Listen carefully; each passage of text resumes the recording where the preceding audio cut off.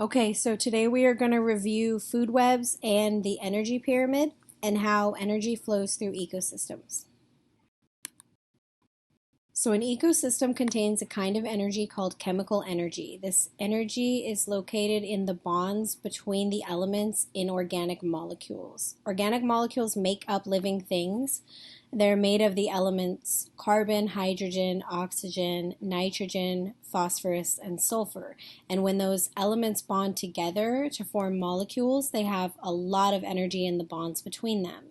When an organism eats another organism, and digests it, it breaks down those bonds and a lot of energy comes out of those bonds. That's how we get the energy to do the things we need to do to be alive.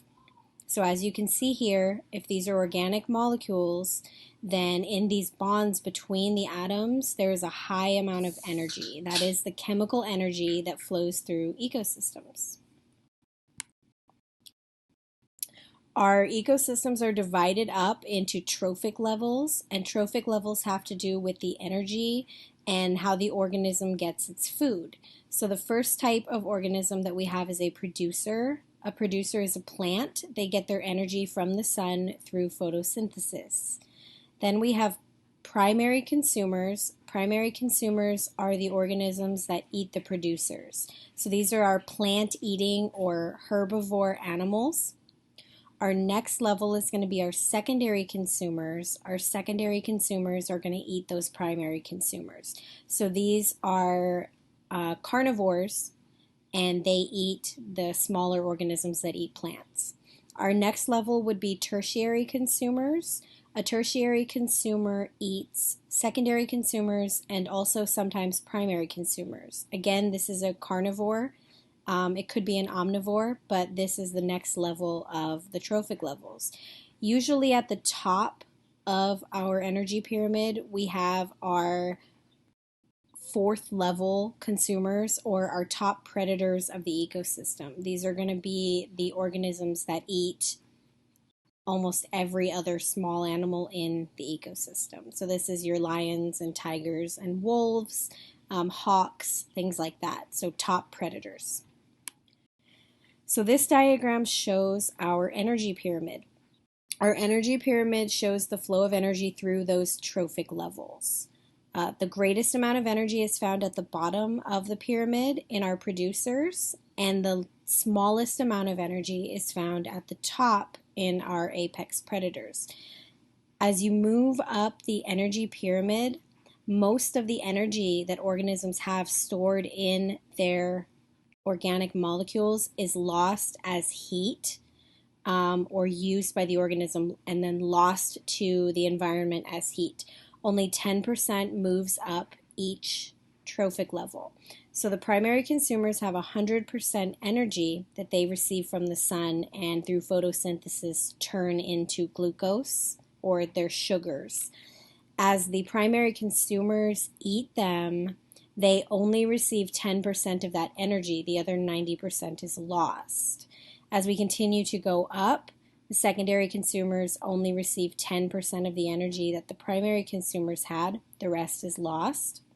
And then continuing up, another 10% and another 10%. So as you can see, the apex predators at the top of the ecosystem receive the lowest amount of chemical energy, and the primary producers have the highest amount of chemical energy. Another thing to note is that we do have decomposers which consume organisms at all levels of the energy pyramid, and these are going to be your fungi like mushrooms, these are going to be your worms, your bacteria and microorganisms. These break down dead organic material, so all of these animals, once they have died, get broken down by decomposers, and the nutrients can return to the soil to be used again by the plants in photosynthesis.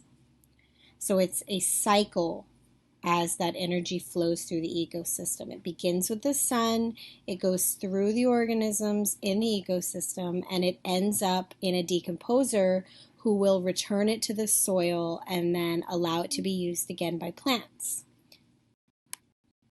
Another way to show the flow of energy through an ecosystem is a food web. food web shows all of the different paths that energy takes as it moves through the ecosystem. So if you look at a food web, you have to remember that the arrows tell us the direction that the energy is flowing. They don't tell us who eats who. So if you look here, you can see that we have our producers. So we have acorns, that would be from a tree. We have grass, a plant, and we have wildflowers, another plant. So we see our producers here. The organisms that receive energy from those producers, so the butterfly, the mouse, the grasshopper, and the rabbit, these are going to be our primary consumers. So these are our plant eaters. As we move up, you can see that from these organisms, other organisms receive the energy. A fox, a squirrel, a deer, and then a coyote and a hawk. These are going to be your secondary, tertiary, and apex consumers, or your carnivores that receive that energy. So one could say that from this ecosystem, the top consumers are going to be our coyote and our hawk. Another thing that we can do with a food web is we can infer the amount of energy an organism is receiving. So the question is, which organism provides energy for the greatest number of consumers? So if I look at each producer, acorns, grass, and wildflowers, I can see which consumers receive their energy from those plants. So the wildflowers only give their energy to the butterfly. Only one organism receives energy from the wildflowers. The grass provides energy for the mouse, the squirrel, the grasshopper, the deer, and the rabbit. So this organism provides energy for more other organisms. Acorns only provide energy to mouse, deer, and rabbit. So that is fewer. So the grass provides the greatest amount of energy to the greatest number of organisms in this food web. What that tells us is that if grass were to be eliminated from this ecosystem, the populations of these organisms that consume it would be affected. So another thing that we can do is we can infer how the change in this biotic factor, the grass, can change the populations of other organisms. So which organisms would be affected if the grass were to disappear? Almost every organism in this ecosystem would be affected. The main effect of these would be organisms that only eat grass. So if you look, the organism that only eats grass is the grasshopper. So if the grass completely disappeared, the grasshopper would likely disappear as well. The rabbit and mouse receive energy from the grass, but also receive energy from other organisms, so they would probably reduce population but not completely disappear. We can infer that other organisms would also be impacted if grass disappeared, because if grasshopper population is decreased, then the squirrel might have a decrease in population. It would be affected. And even at the top of the food chain, if populations at the primary and secondary consumer level are affected, we can assume that populations of the higher level consumers would also be affected because some of their food would be disappearing. To the contrast, a producer that provides energy to fewer consumers would have a smaller effect on the populations. If wildflowers were to disappear in this ecosystem, butterflies would also disappear. However, the rest of the ecosystem would remain unaffected. Their populations would not increase or decrease if butterflies and wildflowers disappeared. Now let's look at how the removal of a different abiotic factor or a different biotic factor can affect this ecosystem. So if we remove the coyote at the top of this food web, we have a completely different impact. So if we remove the coyote, then the organisms that the coyote eats will also be affected. So deer, which are eaten by coyote, squirrels, which are eaten by coyote, and mice, which are eaten by coyote, will see an increase in population because they will not be being hunted by the coyote.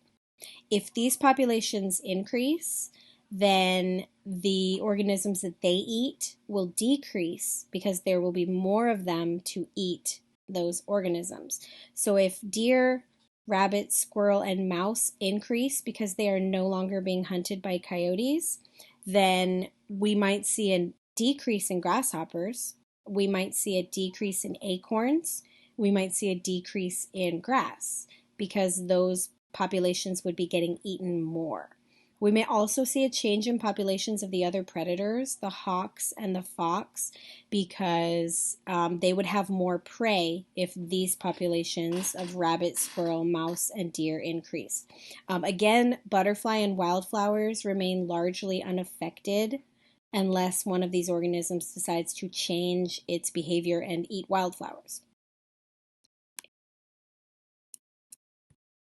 So as you guys can see, the food web shows us how complex the relationships in an ecosystem are and how populations can be affected when we have changes in that ecosystem, either by removing organisms or adding organisms, or even changing the abiotic factors like water, sunlight, and temperature.